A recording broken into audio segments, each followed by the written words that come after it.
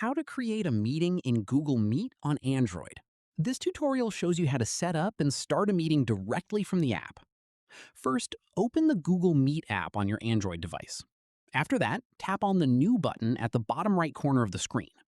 From there, tap on Create a Link to generate a new meeting link. At this point, a preview screen will appear before you fully enter the meeting. Here you can check your camera and microphone before joining. In the next step, once you're ready, tap Join to enter the meeting room. Following this, once you're inside, look for the meeting link or invite option and tap on it to copy the link.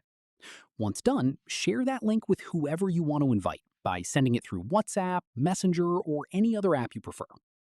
From here, anyone who receives the link can simply tap on it to join your meeting instantly without needing a Google Meet account.